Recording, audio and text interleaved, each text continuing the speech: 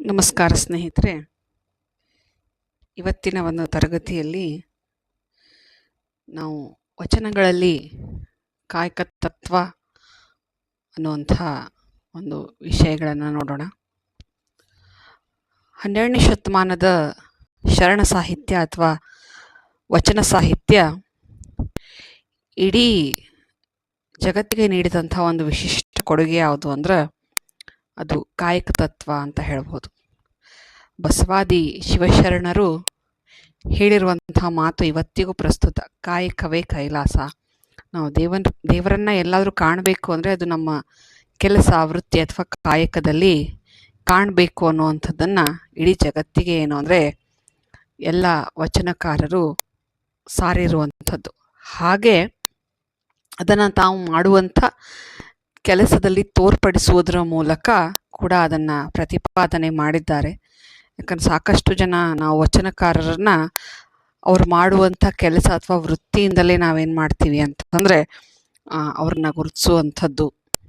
ಅಂದರೆ ವೃತ್ತಿಯಿಂದ ಗುರುತಿಸುವಂಥದ್ದು ಅಂದರೆ ಕಾಯಕ ತತ್ವಕ್ಕೆ ಎಷ್ಟು ನಿಷ್ಠರಾಗಿದ್ರು ಅನ್ನುವಂಥದ್ದು ಕೂಡ ಏನು ಅಂದರೆ ಇಲ್ಲಿ ಹೇಳುವಂಥದ್ದು.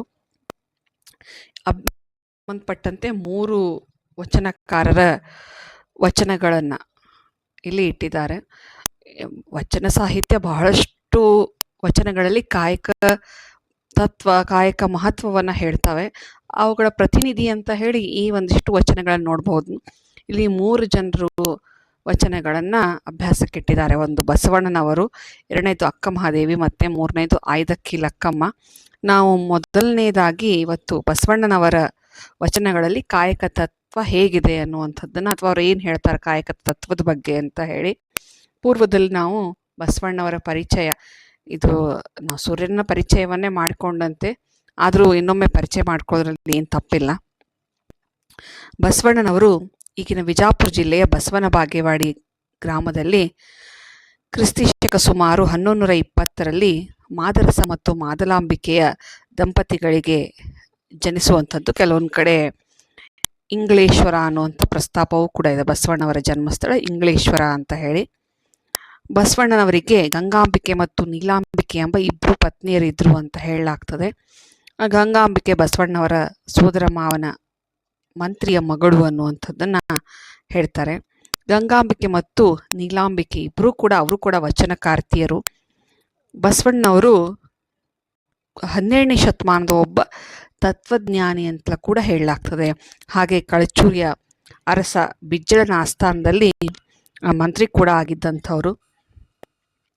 ಬಸವಣ್ಣವರು ಕೇವಲ ಒಬ್ಬ ತತ್ವಜ್ಞಾನಿ ಅಷ್ಟೇ ಅಲ್ಲ, ಒಬ್ಬ ಸಾಮಾಜಿಕ ಸುಧಾರಕರೂ ಕೂಡ. ತಮ್ಮ ವಚನಗಳ ಮೂಲಕ ಸಾಮಾಜಿಕ ಅರಿವನ್ನು ಹಂಚುತ್ತಾ ಧರ್ಮ, ಸಮಾಜ, ಶಿಕ್ಷಣ, ಸಾಹಿತ್ಯ, ಆಡಳಿತ, ವ್ಯವಹಾರ ಮೊದಲಾದ ಕ್ಷೇತ್ರಗಳಲ್ಲಿ ಕ್ರಾಂತಿಯನ್ನು, ಅದಕ್ಕೆ ನಾವು 12ನೇ ಶತಮಾನವನ್ನು ಕ್ರಾಂತಿಯ ಕಾಲ ಅಂತ ಹೇಳಿ ಕರಿತೀವಿ. ಬಸವಣ್ಣವರು ಲಿಂಗ ತಾರತಮ್ಯ, ಸಾಮಾಜಿಕ ತಾರತಮ್ಯ, ಮೂಢನಂಬಿಕೆಗಳನ್ನು ನಿರಾಕರಿಸಿದರು. ಅವರು ಕಾಯಕವೇ ಕೈಲಾಸ ಅಂತ ಸಾರಿ ಜನರು ದುಡಿದು ಬದುಕುವಂಥ ಪಥದಲ್ಲಿ ಮುನ್ನಡಿಬೇಕು ಅನ್ನುವಂಥ ವಿಷಯವನ್ನು ಹೇಳ್ತಾರೆ. ಆದರೆ ಜಾತಿ, ಲಿಂಗ, ಭಾಷೆ ಭೇದ ಇಲ್ಲದೆ ಶರಣರ ತತ್ವದಲ್ಲಿ, ಸಮಾನತೆಯಲ್ಲಿ ಮತ್ತು ಕಾಯಕದಲ್ಲಿ ನಿಷ್ಠೆಗೊಳ್ಳಂಥವ್ರು ನಿಜವಾದ ಶಿವಶರಣ ಅನ್ನುವಂಥ ಕರೆಯನ್ನು ಅವ್ರು ಕೊಡ್ತಾರೆ. ಅನುಭವ ಮಂಟಪವನ್ನು ಶಿವಶರಣರಿಗಾಗಿ ಸ್ಥಾಪಿಸಿದರು. ಬಸವಣ್ಣವರ ಅಂಕಿತ ನಾಮ ಕೂಡಲ ಸಂಗಮ ದೇವ. ಪ್ರಸ್ತುತ ಇಲ್ಲಿ ಕೊಟ್ಟಂಥ ವಚನಗಳು ಬಸವಣ್ಣವರ ವಚನಗಳನ್ನು ಡಾಕ್ಟರ್ ಸಂಗಮೇಶ್ ಸವದತ್ತಿ ಮಠ್ ಅವರು ಸಂಪಾದಿಸಿದ ವಚನ ಸಂಪುಟಗಳು 4 ಇದರಿಂದ ಆಯ್ಕೆ ಮಾಡಿಕೊಂಡಿದ್ದಾರೆ. ಅವರ ವಚನಗಳನ್ನು ನೋಡೋಣ. 3 ವಚನಗಳನ್ನು ಇಲ್ಲಿ ಕೊಟ್ಟಿದ್ದಾರೆ. 3 ವಚನಗಳನ್ನ ಅಭ್ಯಾಸ ಮಾಡ್ತಾ ಹೋಗೋಣ. ಮೊದಲನೇ ವಚನ: ದೇವ ಸಹಿತ ಭಕ್ತ ಮನೆಗೆ ಬಂದರೆ, ಕಾಯಕ ಆವುದೆಂದು ಬೆಸಗೊಂಡರೆ ನಿಮ್ಮಾಣೆ, ನಿಮ್ಮ ಪುರಾತರನಾಣೆ, ತಲೆದಂಡ ತಲೆದಂಡ, ಕೂಡಲ ಸಂಗಮ ದೇವ ಭಕ್ತರಲ್ಲಿ ಕುಲವನ್ನರಸಿದರೆ ನಿಮ್ಮ ರಾಣಿ ವಾಸದಾಣೆ. ಬಸವಣ್ಣವರ ದೃಷ್ಟಿಯಲ್ಲಿ ಯಾವುದೇ ಕೆಲಸ ಅಥವಾ ಕಾಯಕ ಅನ್ನುವಂಥದ್ದು ಕೀಳಲ್ಲ ಅಂತ.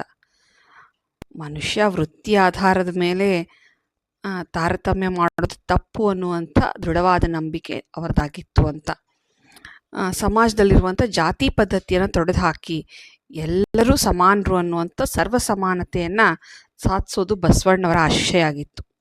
ಅದಕ್ಕೆ ಅವ್ರು ಈ ವಚನದಲ್ಲಿ ಹೇಳ್ತಾರೆ, ಒಬ್ಬ ಶಿವಭಕ್ತ ಅಥವಾ ಲಿಂಗಧಾರಿ ಜಂಗಮ ಮನೆಗೆ ಬಂದಾಗ ಅವನು ಯಾವ ಕೆಲಸ ಮಾಡ್ತಾನೆ ಅಥವಾ ಆ ಕೆಲಸದ ಮೂಲಕ ಆತನ ಜಾತಿಯನ್ನು ವಿಚಾರಿಸೋದು ದೊಡ್ಡ ಅಪರಾಧ ಅಂತ ಬಸವಣ್ಣವರು ನಂಬ್ತಾರೆ. ಅದಕ್ಕೆ ತಲೆದಂಡ ಅಂತ ಹೇಳ್ತಾರೆ. ಅದು ಸಾವಿಗಿಂತಲೂ ಕೆಟ್ಟ ಪಾಪ, ಆತ್ಮಹತ್ಯೆಗಿಂತಲೂ ಕೆಟ್ಟ ಪಾಪ ಅನ್ನುವಂಥದ್ದನ್ನು ಹೇಳ್ತಾರೆ. ಯಾಕಂದರೆ ಮನೆಗೆ ಬಂದಂಥ ಒಬ್ಬ ಶರಣ ಭಕ್ತ ಯಾವುದೇ ಕಾಯಕ ಮಾಡುತ್ತಿದ್ದರೂ ಅವನು ಶಿವನ ಸ್ವರೂಪಿ ಅಂತಲೇ ಪರಿಗಣಿಸಬೇಕು ಅಂತ ಹೇಳಿ ಬಸವಣ್ಣವರು ಈ ವಚನದಲ್ಲಿ ಹೇಳ್ತಾರೆ. ಒಬ್ಬ ಭಕ್ತನಲ್ಲಿ ಜಾತಿಯನ್ನು ಹುಡುಕೋದು ಅಥವಾ ಅವನ ಕುಲದ ಬಗ್ಗೆ ವಿಚಾರಿಸೋದು ಶಿವನಿಗೆ, ಅರ್ಥಾತ್ ಆತನ ರಾಣಿಯಾದಂಥ ಪಾರ್ವತಿಗೂ ಕೂಡ ಮಾಡುವ ಅಪಮಾನ ಅನ್ನುವಂಥದ್ದನ್ನು ಇಲ್ಲಿ ಬಸವಣ್ಣವರು ನಂಬಿಕೆ ಇಡ್ತಾರೆ. ಹೀಗಾಗಿ ಇದು ಆಣೆ ಇಟ್ಟು ಈ ಮಾತನ್ನು ಹೇಳ್ತಾರೆ. ರಾಣಿ ವಾಸದ ಆಣೆ ಅನ್ನುವಂಥ ಮಾತನ್ನು ಬಸವಣ್ಣವರು ಈ ವಚನದಲ್ಲಿ ಹೇಳ್ತಾರೆ. ಅಂದರೆ ರಾಣಿ ಅಂದರೆ ಪಾರ್ವತಿ ಅಂತ, ಪಾರ್ವತಿಗೂ ಕೂಡ ಮಾಡುವಂಥ ಅಪಮಾನ. ಸಹಜವಾಗಿ ನಮ್ಮಲ್ಲಿ ಇದೊಂದು ಚಾಳಿ ಇದ್ದೇ ಇರ್ತದೆ. ನೀವು ಯಾವ ಕಾಸ್ಟಿಗೆ ಬರ್ತೀರಿ ಅಥವಾ ನೀವು ಯಾವ ಜಾತಿಗೆ ಸೇರಿ ಮುಖ ನೋಡಿದ ತಕ್ಷಣ ಫಸ್ಟ್ ಕೇಳುವಂಥ ಪ್ರಶ್ನೆನೇ ಇದು. ಹೀಗಾಗಿ ಇದು ಕೇವಲ ತಪ್ಪಲ್ಲ, ಇದೊಂದು ಮಹಾ ಅಪರಾಧ. ಕೇವಲ ಪಾರ್ವತಿಯ ಮೇಲಷ್ಟೇ ಆಣೆ ಹಾಕಲ್ಲ, ಪುರಾತನ ಅಂದರೆ ಶಿವಶರಣರ ಆಣೆ ಕೂಡ ಹಾಕುವಂಥದ್ದು. ಇಂಥದ್ದನ್ನು ಮಾಡಬೇಡಿ, ಎಲ್ಲ ಕಾಯಕಗಳು ಸಮಾನ ಅನ್ನುವಂಥ ಒಂದು ಸಂದೇಶವನ್ನು ಈ ಒಂದು ವಚನದ ಮೂಲಕ ಇಲ್ಲಿ ಬಸವಣ್ಣವರು ಕೊಡ್ತಾರೆ. ಎರಡನೇ ಒಂದು ವಚನ, ಗುರುಪದೇಶ ಮಂತ್ರವೈದ್ಯ, ಜಂಗಮೋಪದೇಶ ಶಸ್ತ್ರವೈದ್ಯ ನೋಡ, ಭವರೋಗವ ಗೆಲುವ ಪರಿಯ ನೋಡ, ಕೂಡಲ ಸಂಗನ ಶರಣರ ಅನುಭಾವ, ಮಡಿವಾಳನ ಕಾಯಕದಂತೆ. ಈ ವಚನದಲ್ಲಿ ಗುರುಜಂಗಮರ ಮಹತ್ವವನ್ನು ನಿರೂಪಿಸುವಂಥದ್ದು. ಗುರುಪದೇಶ ಮಂತ್ರವೈದ್ಯ ಅಂತ ಬಸವಣ್ಣವ್ರು ಹೇಳ್ತಾರೆ. ಅಂದರೆ ಗುರುಗಳಿಂದ ಕಲಿತಂಥ ಮಂತ್ರಸಹಿತವಾಗಿ ಮಂತ್ರಸಹಿತವಾಗಿ ಲಿಂಗವನ್ನು ಪೂಜೆ ಮಾಡೋದಕ್ಕಂತ ಕೊಟ್ಟಾಗ ಅದು ಆತನ ಭವರೋಗ ನಿವಾರಣೆಯನ್ನು ಮಾಡುವಂಥದ್ದು. ಆತನ ಭವರೋಗ ನಿವಾರಣೆ ಮಾರ್ಗದಲ್ಲಿ ಶಿಷ್ಯನನ್ನು ತೊಡಗಿಸ್ತಾರೆ ಅಂತ ಅರ್ಥ. ಇಲ್ಲಿ ಭವರೋಗ ಅಂತಂದ್ರೆ ನಮ್ಮ ಲೌಕಿಕ ಜೀವನ ಆಸಕ್ತಿ ಬಯಕೆ ಅನ್ನುವಂಥದ್ದನ್ನು ಹೇಳ್ತೀವಿ. ಲೌಕಿಕ ಜೀವನ ಬಗ್ಗೆ ಇರುವಂಥ ಮೋಹ ಅನ್ನುವಂಥದ್ದನ್ನು ಹೇಳ್ತಾರೆ. ಹೀಗಾಗಿ ಆ ಮಂತ್ರಸಹಿತ ಲಿಂಗವನ್ನು ಕೊಟ್ಟಾಗ ನಮಗೆ ಆ ಮೋಹ ಕಡಿಮೆ ಆಗಬೇಕು ಅಂತ ಶಿಷ್ಯನೆಲ್ಲ ಅಲ್ಲಿ ತೊಡಗಿಸ್ತಾರೆ ಗುರುಗಳು. ಆದರೆ ಈ ಮಾರ್ಗ ಅಷ್ಟು ಸುಲಭ ಅಲ್ಲ ಅಂತ ಹೇಳ್ತಾರೆ. ನಮ್ಮ ಲೌಕಿಕ ಜೀವನದ ವ್ಯಾಮೋಹಗಳನ್ನು ಬಿಡೋದು ಅಷ್ಟು ಸುಲಭವಾದಂಥ ಕೆಲಸ ಅಲ್ಲ. ಭಕ್ತನ ಉದಾಸೀನತೆಯಿಂದ ಲಿಂಗಕ್ಕೆ ಅವಜ್ಞೆಯಾಗಿ ಆ ಪೂಜೆ ಕುಂಠಿತವಾಗಬಹುದು ಅಂತ ಹೇಳ್ತಾರೆ. ಎಷ್ಟೋ ಸತಿ ದೇಹ ಮನಸ್ಸನ್ನು ನಿಯಂತ್ರಣದಲ್ಲಿ ಇಟ್ಕೊಂಡು ದೇವರ ಪೂಜೆ ಮಾಡ್ತಿರ್ಬೇಕಾದ್ರೋ ಅಥವಾ ದೇವಸ್ಥಾನದಲ್ಲಿರ್ಬೇಕಾದ್ರೂ ಎಷ್ಟೋ ಸತಿ ನಮ್ಮ ಗಮನ ಬೇರೆ ಕಡೆ ಹೋಗುವಂಥದ್ದು ಉಂಟು ಅಂತ. ಅದಕ್ಕೆ ಈ ಭವಬಂಧನದಿಂದ ಮುಕ್ತರಾಗೋದು ಅಷ್ಟು ಸುಲಭವಾದಂಥ ಹಾದಿ ಅಲ್ಲ. ಗುರುಗಳ ಸಹಾಯ ಇದ್ರೂ ಕೂಡ ಎಷ್ಟೋ ಸತಿ ಇದು ಕಷ್ಟ ಅನ್ನುವಂಥದ್ದನ್ನು ಹೇಳ್ತಾರೆ.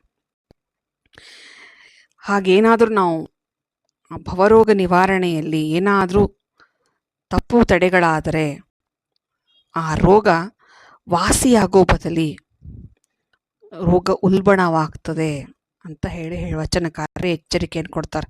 ಅದಕ್ಕೆ ಹೆಚ್ಚಿನ ಚಿಕಿತ್ಸೆಯೂ ಕೂಡ ಬೇಕು ಅನ್ನುವಂಥದ್ದನ್ನು ಹೇಳ್ತಾರೆ. ಈಗ ನಾವು ಸಹಜವಾಗಿ ಜ್ವರ ಗಿರ ಬಂದರೆ ಮಾತ್ರೆ ನುಂಗ್ತೀವಿ, ಮಾತ್ರೆನೂ ಆಗಲಿಲ್ಲ ಅಂದರೆ ಕೊನೆಗೆ ಇಂಜೆಕ್ಷನ್ ಕೊಡ್ತಾರಲ್ಲ, ಆ ಥರ ಏನು ಅಂತಂದರೆ ಅದಕ್ಕೆ ಹೆಚ್ಚಿನ ಚಿಕಿತ್ಸೆ ಬೇಕು. ಅದನ್ನು ಮಾಡುವಂಥವ್ರು ಯಾರು ಅಂದರೆ ಜಂಗಮರು, ಅಂದರೆ ಶಿವಶರಣರು. ಸಹಜವಾಗಿ ಒಬ್ಬ ಗುರು ನಮ್ಮ ಭವರೋಗವನ್ನು ನಿವಾರಣೆ ಮಾಡುವಂಥ ವ್ಯಕ್ತಿಯಾಗಿರ್ತಾನೆ.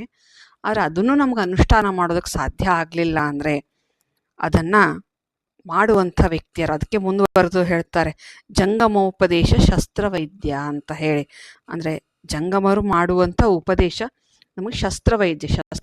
ನಾನು ಆಗಲೇ ಹೇಳಿದಂಗೆ ಮಂತ್ರ ಉಚ್ಚಾರಣೆಯಿಂದ ಸಾಧ್ಯ ಆಗಲಿಲ್ಲ ಅಂತಂತಂದರೆ ಆತನ ಅವಗುಣಗಳನ್ನು ನಿಷ್ಠೂರವಾಗಿ ಪರೀಕ್ಷಿಸಿ ಆತನ ಅವಗುಣಗಳನ್ನು ಕಿತ್ತು ಹಾಕಿ ಆಧ್ಯಾತ್ಮಿಕ ಚಿಕಿತ್ಸೆಯನ್ನು ಆತನ ಭಕ್ತನಿಗೆ ಕೊಡ್ತಾರೆ.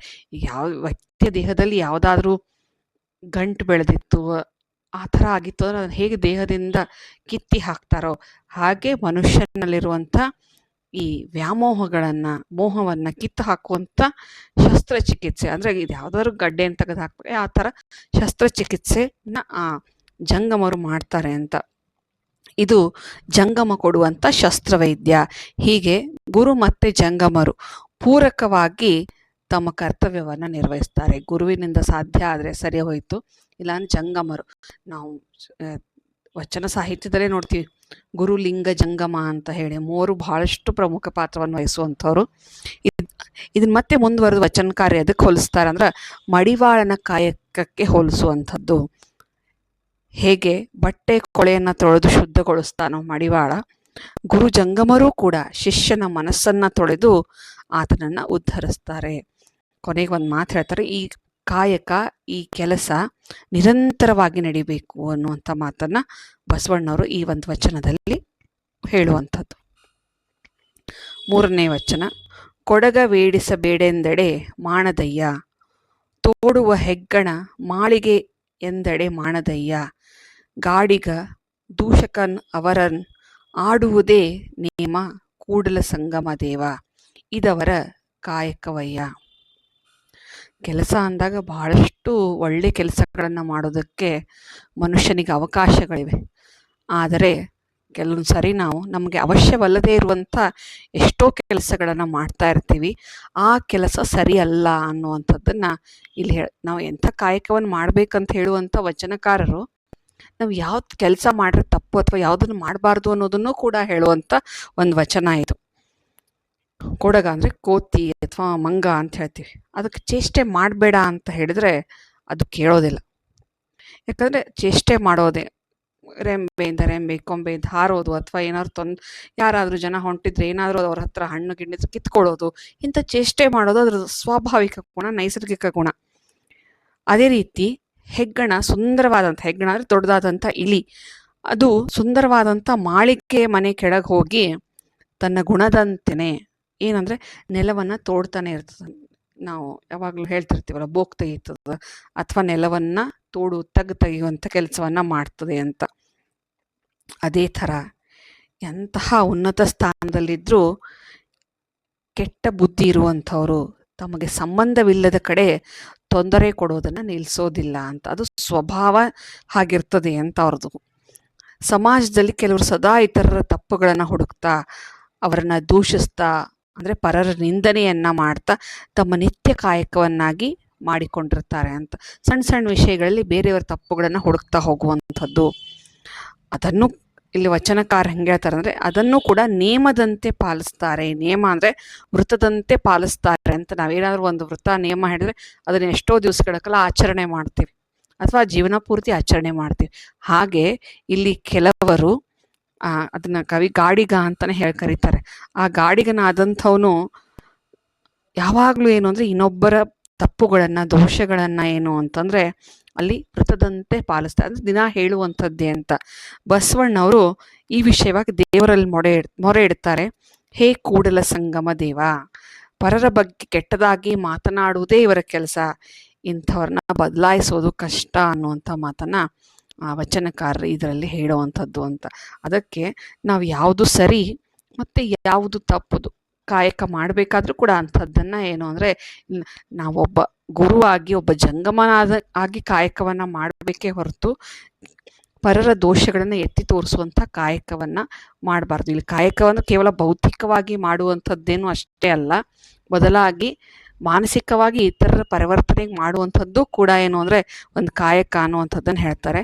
ಮತ್ತು ಮುಂದಿನ ತರಗತಿಯಲ್ಲಿ ಮುಂದಿನ ವಚನಕಾರರ ವಚನಗಳನ್ನು ನೋಡೋಣ. ಧನ್ಯವಾದಗಳು.